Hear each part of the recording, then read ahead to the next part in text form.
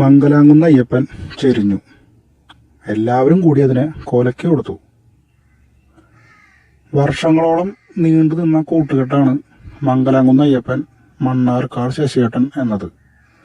ആ കൂട്ടുകെട്ട് അവസാനിച്ചു എന്ന വാർത്ത അറിഞ്ഞപ്പോൾ തന്നെ എല്ലാവർക്കും മനസ്സിലായി, അറിയാവുന്നവർക്ക് മനസ്സിലായി, ആനയ്ക്ക് എന്തോ കുഴപ്പമുണ്ട്. അല്ലാണ്ട് ഈ കൂട്ടുകെട്ട് പിരിയാനായിട്ട് പ്രത്യേകിച്ച് കാരണങ്ങളൊന്നുമില്ല. നമ്മളാരും വേറെ ഒന്നും അറിഞ്ഞിട്ടുമില്ല.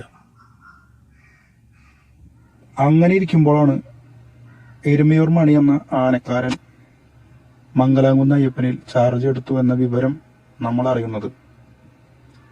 ആ ഒരു വിവരം ആനപ്രേമികളിൽ വല്ലാത്തൊരു പ്രതീക്ഷയാണ് തന്നത്. അയ്യപ്പൻ തിരിച്ചു വരും, പഴയ പ്രൗഢിയോടുകൂടി തന്നെ തിരിച്ചു വരും. കേരളത്തിലെ അഗ്രഗണ്യന്മാരായ പാപ്പാമാരിൽ ഒരാളാണ് എരുമയൂർ മണിയേട്ടൻ. അതുകൊണ്ട് ആന പൂർണ്ണ ആരോഗ്യവാനായിട്ട് തിരിച്ചു വരും എന്നുള്ള പ്രതീക്ഷയായിരുന്നു നമുക്കെല്ലാവർക്കും ഉണ്ടായിരുന്നത്. 5-8 മാസത്തോളം അയ്യപ്പനെ മണിയേട്ടൻ തറയിൽ നിർത്തി ചികിത്സിച്ചു.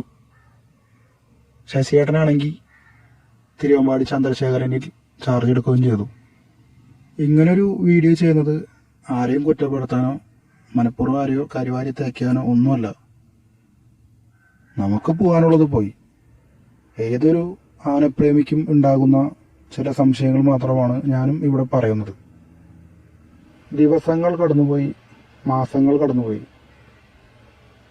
5-6 ദിവസങ്ങൾക്ക് മുമ്പാണ്, കൃത്യമായി പറഞ്ഞാൽ മാർച്ച് 12, 13 ഈ ദിവസങ്ങളിലാണ് നമ്മൾ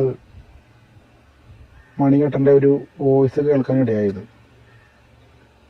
അതിൽ അദ്ദേഹം പറയുന്നത്, ശശി തിരിച്ചു വന്നിട്ടുണ്ട്, എനിക്കിനി ഈ ആനയിൽ തുടരാനായിട്ട് ബുദ്ധിമുട്ടാണ്, അതുകൊണ്ട് ഞാൻ ഒഴിയാണ്, അവനെന്താ വെച്ചാൽ ആയിക്കോട്ടെ എന്നുള്ളത്.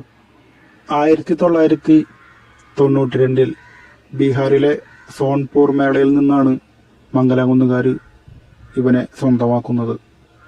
മംഗലാംകുന്ന് ഗണപതി, മംഗലാംകുന്ന് കർണൻ, മംഗലാംകുന്ന് അയ്യപ്പൻ, അങ്ങനെ ആ യുഗം അവസാനിച്ചു. ആന കേരളത്തിന് എണ്ണം പറഞ്ഞ ഗജവീരന്മാരെ നഷ്ടപ്പെട്ട പട്ടികയിൽ ഇപ്പോൾ മംഗലാംകുന്ന് അയ്യപ്പന്റെ പേരും എഴുതി ചേർത്തു. ആരോ എവിടെയോ പറഞ്ഞതുപോലെ അയ്യപ്പൻ എന്ന് കേൾക്കുമ്പോൾ സാക്ഷാൽ അയ്യപ്പസ്വാമിയെയും മംഗലാംകുന്നിലെ അയ്യപ്പനെയുമാണ് നമ്മൾ ആദ്യം ഓർക്കുന്നത്. കറക്റ്റാണ്, കറക്റ്റ് കാര്യമാണോ പറഞ്ഞത്.